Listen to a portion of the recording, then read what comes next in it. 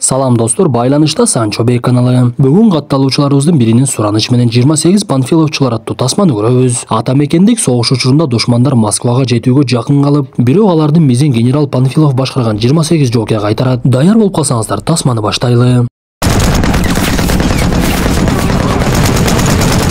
Достор, арабызда кереметтүү Кыргызстанды сагынып, буйруса барсам тоого чыгып, туулган жеримдин абасын той жыттайм деп сагынып жүргөндөр аз эмес. Андайлардын көпчүлүгү Москва жергесинде иштеп жүргөн бир туугандарыбыз болсо керек. Эгер сиз дагы Санчо Бей каналын Москва шаарынан көрүп жаткан болсоңуз, биз айта турган байланыш сандарды жаза кетиңиз. Анткени документ жасатыш мөөнөтүңүз келип калган болсо, ошол байланыш сандарга коңгуроо кылсаңыз, алар дайым сиздин кызматыңызда болот. Андыктан жазууга камданып калсаңыз, +7 977 540 1042.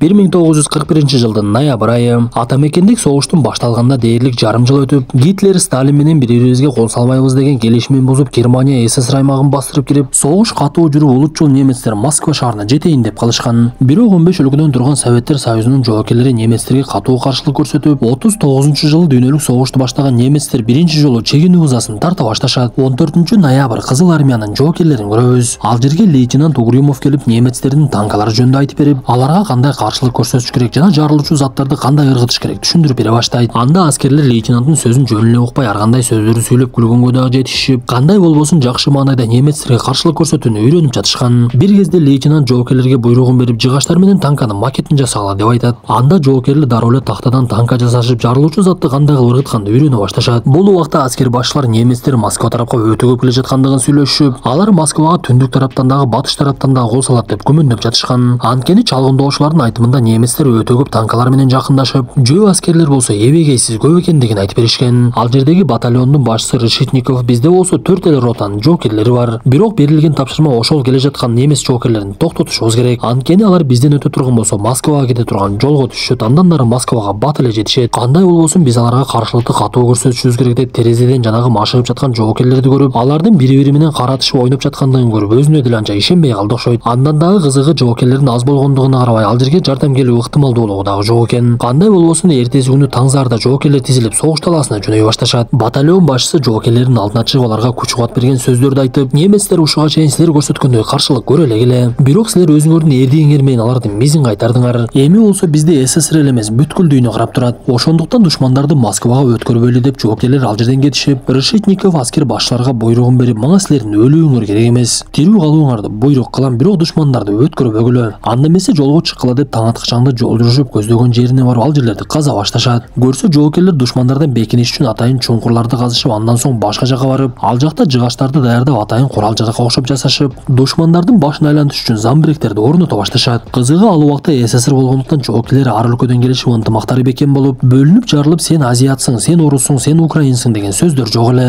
Орусуң дагы, кыргызың дагы, казагың дагы эч кандай бөлүнүүнү ойлонбой душмандарга каршылык көрсөтүшүп, бир жакадан баш, бир жеңден кол чыгарышчу.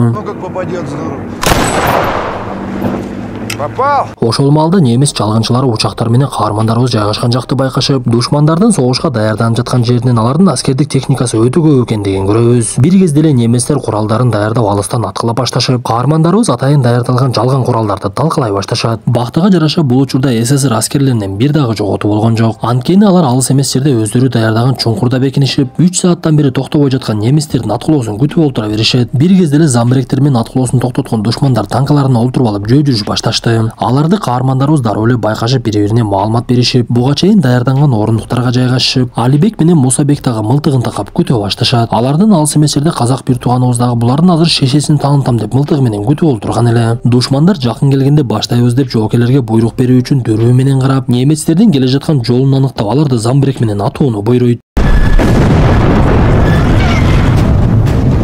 Келе жаткан душмандардын көпчүлүгү замбиректин оогуна учуп өлүшүп, бир кезде каармандарыбыз да мылтыктар менен аткылай башташты. Анда буга чейин жардырып жок кылдык деп ойлогон немец жоокерлери биринин артынан бири өлүшүп, танкалардын болсо дөңгөлөктөрү үзүлүп, ордунан жыла албай туруп калышат. Душмандардын арасынан кээ бирлери жарылуунун айынан тирүүлөй өрттөнүп, каармандарыбыздын арасынан дагы жаракат алгандар болуп жатты. Бирок өкүнүчтүүсү, бир кезде замбирек аткандар ал жерден кете турган болуп, көпчүлүк жоокерлер ал жерде бир аз оор курал жарагы менен эле калып кетишет. Кандай болбосун душман тарап 4 танкасы талкалангандан кийин аркага чегине башташып, муну көргөн каармандарыбыз кубанып качып бара жаткандары дагы аткылай беришет. Бир кезде политрук Клочков Решетниковго берген жообунан душмандардын 4 танкасы талкаланып бир нече адам өлүп, биз тараптан 6 адам жеңил жаракат алып, башка эч кандай жоготуу болбогондугун айтат. Ошентип душмандарга биринчи кол салуу ийгиликтүү аяктап алар аркага чегинишип, бирок эми каармандарыбыздын кайда жайгашкандыгын билип калгандыктан мурдагыдан катуу кол салышы мүмкүн эле. Ошондуктан чуңкурдагы жоокерлерге бекингиле деген буйрук бере баштайт. Анткени ал жерге чалгындоочулар учактар менен келип каармандарыбыздын жайгашкан жерин аныктап, бир кезде душмандар замбиректерин даярдашып эле аткылай башташат. Бул жолу айткандай эле так эле каармандарыбыз жайгашкан жерге октор келип түшө баштайт. Анда бекинип олтургандар бири-бири менен сүйлөшүп, бул немецтер эмне бетме-бет атышкандан коркуп жатышабы? Кайра-кайра эле алыстан туруп алып эле аткылап жатышат да. Биз менен бетме-бет келгенде өлүп каларын сезип жатышат окшойт деп бири-бирине күлкү тартуулашып, алдыдагы боло турган чоң беттешке даярданышып, бир аз болсо дагы көңүлдөрүн көтөрүп жатышты.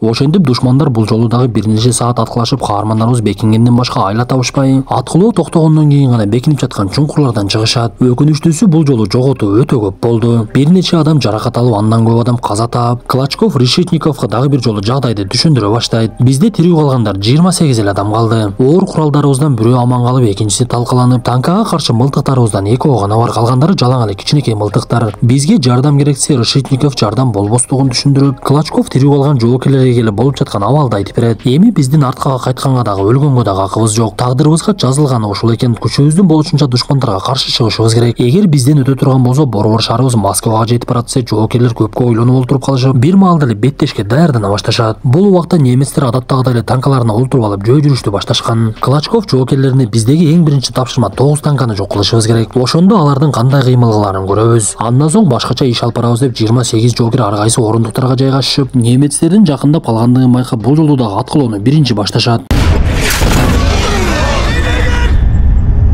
Бирок анчалык аракет кылбасын, душмандардын саны көп болгондуктан алар токтобой жүрүшүп, жөө жүрүүчүлөр жакындап калган кезде каармандарыбыздын арасынан капталда жайгашкан пулеметчулар аткылай башташат. Ошондо гана немецтер бул жолу дагы чоң жоготууга учурай башташты. Анткени пулеметчу жоокерлер такыр токтобой аткылап, душмандар биринин артынан бири кырылып, бирок өкүнүчтүүсү бир кезде танкаларды аткылап жаткан Алибек менен Мусабек каза болот. Анда жоокерлердин бири алардын каза болгондугун көрүп, дароо эле мылтыгын алып танканы көздөп аткылап, танка дөңгөлөгү үзүлүп ордунда туруп калган кезде мен силер үчүн өч алдым досторум деп жакшы сөздөрүн айтат. Бул убакта капталдагылар дагы деле пулемет менен токтобой аткылап жатышкан. Бир кезде эле душмандардын танкасынын бири аларды байкап калып, каптал жакка буруп, биринчи аткан ого тийбей, экинчиси таамай тийип, пулеметчүндөр дагы ошол жерде каза табышат. Ошентип канча каршылык көрсөткөндүгүнө карабай, каармандарыбыздын арасында жоготуулар көп болуп, бирок кантсе да немец жоокерлери биринин артынан бири өлө беришти.